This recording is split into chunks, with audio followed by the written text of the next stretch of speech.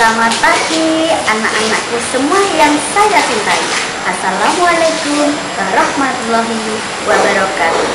Selamat ya, kalian telah berhasil menyelesaikan pendidikan pada jenjang sekolah menengah pertama dan sekarang diterima di sekolah menengah atas. Tapi kita jangan lupa, kita harus selalu bersyukur kepada Allah Subhanahu wa Ta'ala, Tuhan yang Maha Esa, yang telah memberi nikmat dan karunia kepada kita semua. Baik, pada pembelajaran pertama pada pagi hari ini, kalian akan diajak untuk memahami tentang nilai-nilai Pancasila dalam praktik penyelenggaraan pemerintahan negara. Oke? Selamat belajar dan pesan saya jangan lupa tetap mematuhi protokol kesehatan supaya kita tetap sehat dan tetap belajar dengan semangat.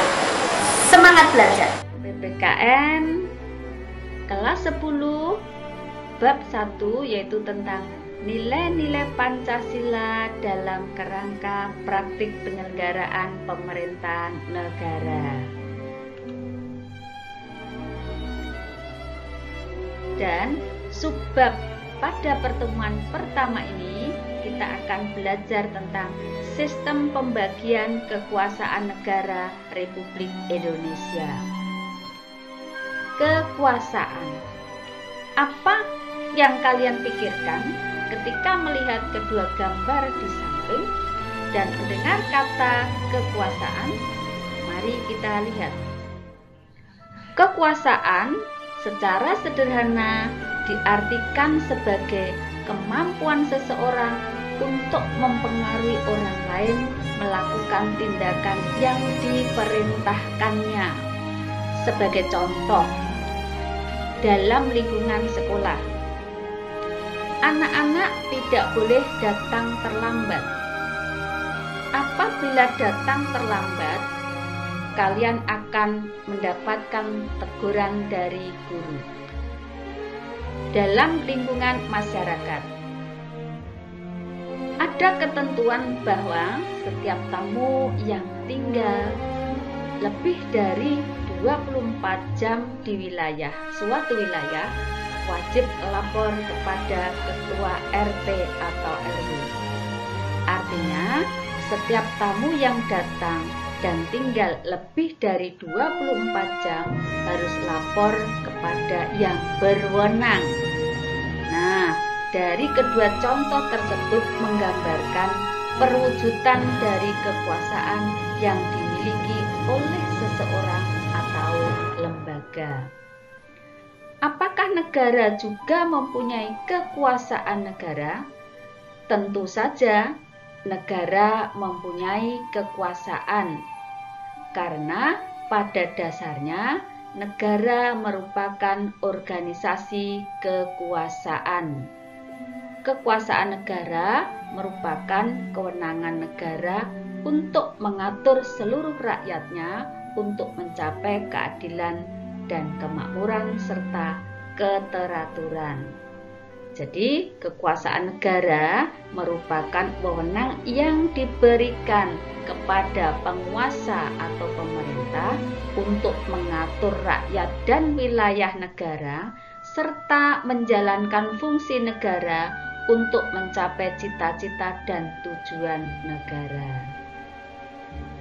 Apa saja kekuasaan negara itu? Mari kita lihat beberapa teori menurut dua tokoh. Teori pembagian kekuasaan.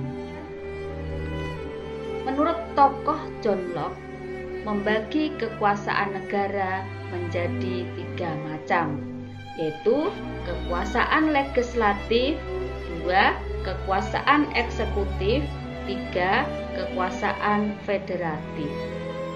Kekuasaan legislatif yaitu kekuasaan untuk membuat dan membentuk undang-undang. Kekuasaan eksekutif yaitu kekuasaan untuk melaksanakan undang-undang, termasuk mengadili setiap pelanggaran terhadap undang-undang. Kekuasaan federatif yaitu kekuasaan melaksanakan hubungan luar negeri. Siapa John Locke? Kalian tahu John Locke adalah tokoh politik dan dikenal dengan bapak liberalisme. Kita lihat tokoh Montesquieu. Montesquieu membagi kekuasaan negara menjadi 3 macam juga. 1. Kekuasaan legislatif. 2. Kekuasaan eksekutif.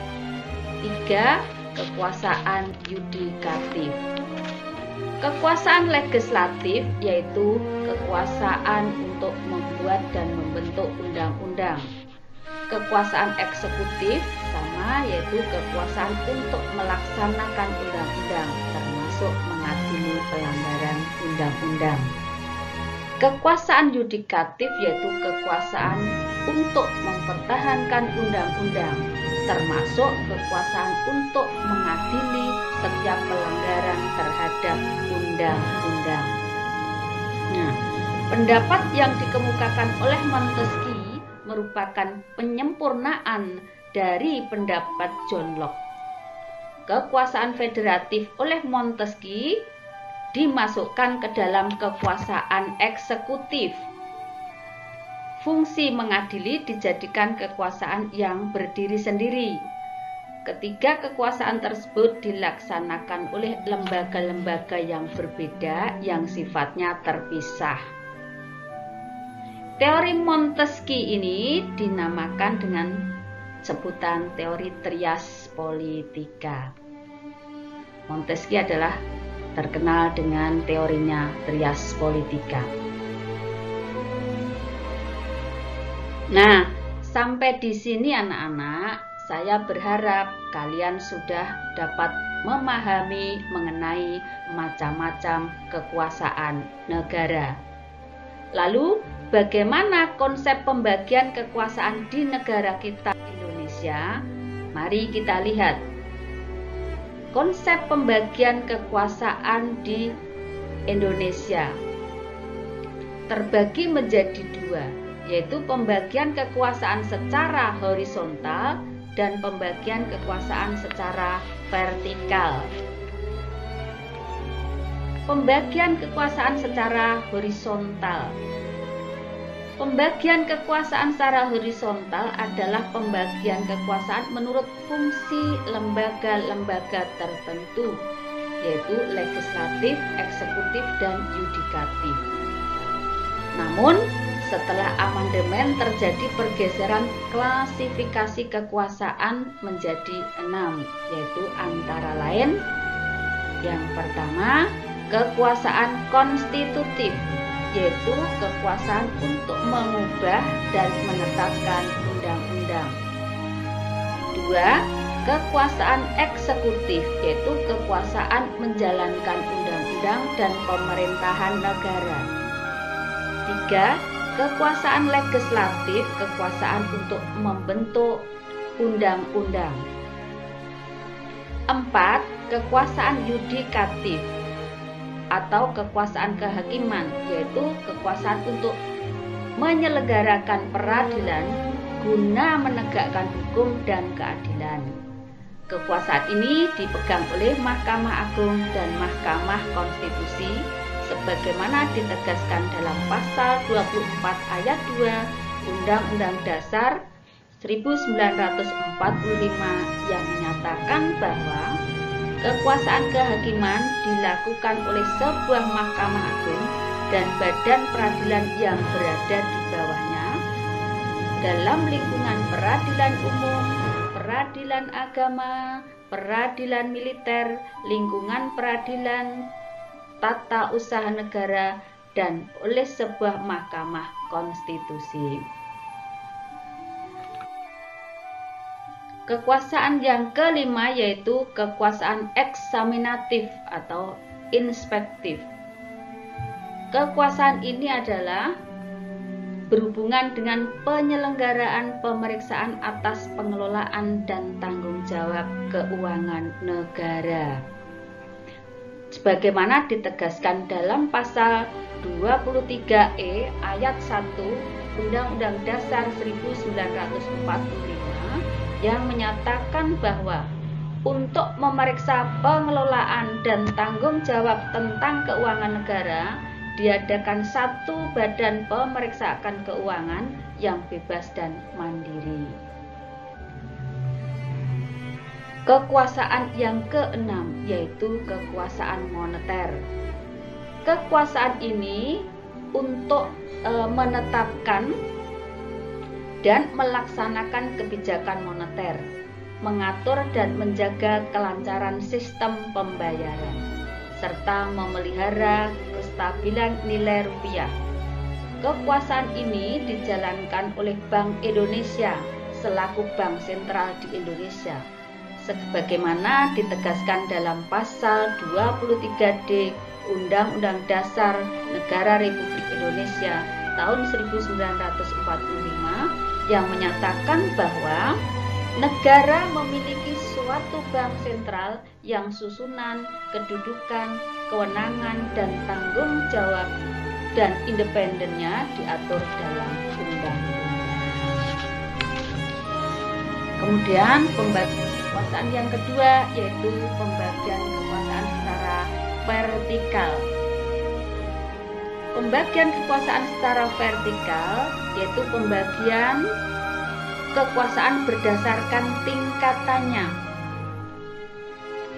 Sesuai ditegaskan dalam pasal 18 ayat 1 Undang-Undang Dasar Negara Republik Indonesia tahun 1945 menyatakan bahwa Negara Kesatuan Republik Indonesia dibagi atas daerah-daerah provinsi, dan daerah provinsi itu dibagi atas kabupaten dan kota, dan tiap-tiap provinsi, kabupaten, dan kota itu mempunyai pemerintahan daerah yang diatur dengan undang-undang.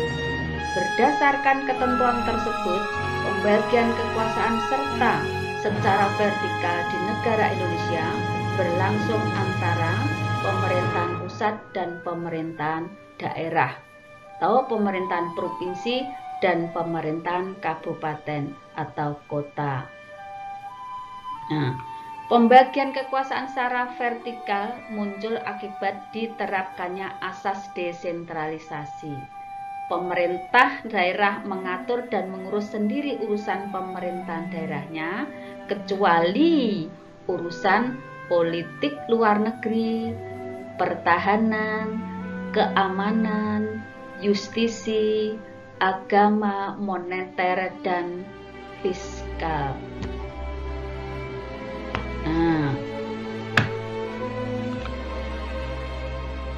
Oke, setelah menyimak penjelasan tadi, sekarang untuk memperluas pengetahuan kalian, maka lakukanlah beberapa identifikasi berikut ini. Yang pertama, tugas kalian, mari menemukan.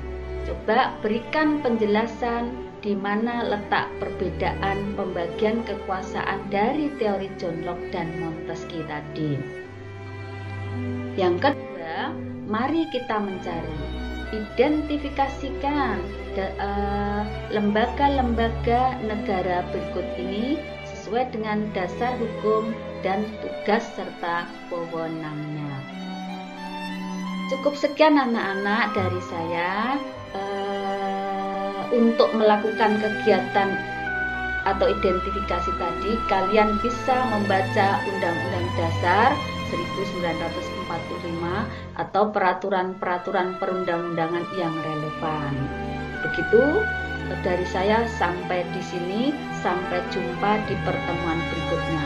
Jangan lupa jaga diri baik-baik, jaga kesehatan masing-masing, dan tetap semangat belajar. Semoga sukses. Wassalamualaikum warahmatullahi wabarakatuh.